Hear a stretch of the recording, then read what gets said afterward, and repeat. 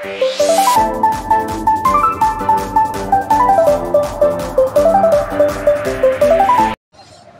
সকাল বন্ধুরা, আশা করি সবাই খুব ভালো আছো। এসএস লাইফস্টাইল আর একটা নতুন ভিডিও তোমাদের সবাইকে অনেক স্বাগত জানিয়ে শুরু করলাম একটা নতুন ব্লগ। তো এইমাত্র ঝাড়টা দিয়ে এলাম, বাসন মাজা হয়ে গেছে সকালে, ঝাড় দিয়ে এলাম। আর ঝাড় দিতে গিয়ে আজকে একটা কাণ্ড হয়েছে, মানে আমার এত শখের গাছ সেটা মনে হচ্ছে গুড়গুড়ি কিছু করেছে। তো যাই হোক, এই দেখো অ্যালোভেরা গাছটা পুরো উপরে পড়েছিল, তো সেটাকে তুললাম, কারণ নষ্ট করবো না। এটা দেখি এটা রেখে দেবো, তারপর সহজে নষ্ট হবে না। গোড়াটা বসিয়ে দেবো, আর এই জেলটা নিয়ে কিছু একটা করবো বেলায় মুখে দেওয়ার জন্যে। এমনিতে তো সময় পাই না, মুখে কোনো কিছুই সেরকমভাবে করি না, শুধু একটুখানি জাস্ট একটুখানি ফেস ওয়াশ দিয়ে একটু পরিষ্কার করে নিই, আর কিছুই করি না। আজকে ভাবছি একটু হলুদ, তারপরে চন্দন এসব দিয়ে, অ্যালোভেরা জেলটা, লেবুর রস, মধু এসব দিয়ে একটু মুখে মাখবো।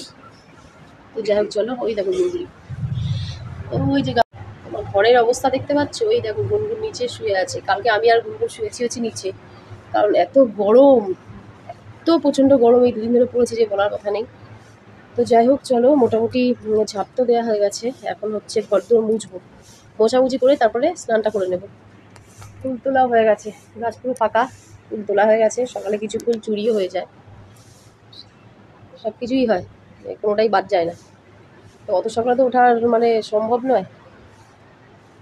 চলো গুড়গুড়ির শোয়াটা তোমাদেরকে একবার দেখিয়ে দিই, কিরকম বাজেভাবে শুয়ে আছে। এই দেখো মাটিটা ঠান্ডা পেয়েছে, ওখানে একদম মানে চিটপটাং হয়ে শুয়ে আছে।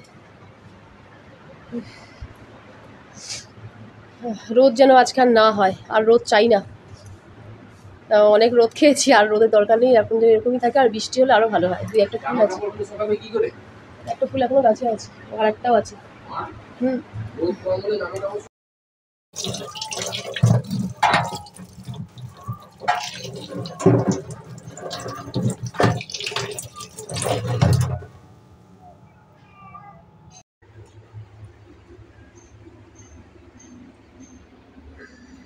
গুনগুনের ওপরে আজকে দায়িত্ব পড়েছে গোপালদের মালা পরানোর।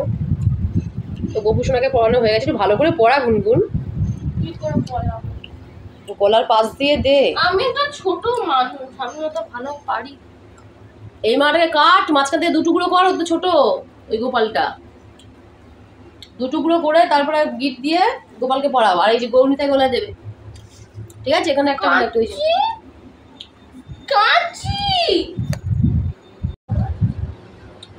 এক সপ্তাহ মতন আগে তোমার দাদা ভাইটা এনেছিল, এক সপ্তাহ হয়ে গেছে। তো দুটো বোমবার গুনগুন খেয়েছিল, আর দুখানা এখনো আছে, একটা এখনো আছে। একটা আমি পাবো, হ্যাঁ ওটা তুই নিয়ে নিস। ও বলছিল পপকর্ন তৈরি করবে, অত সোজা সব কিছু।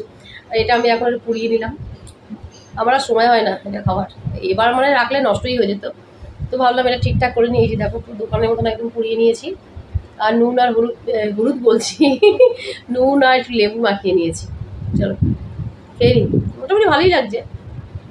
এই কি দাঁতে এত জোর নেই এসব খাওয়ার মতো, দাঁতের অবস্থা খুব খারাপ, একটুখানি খাবো আর বেশি পারবো না।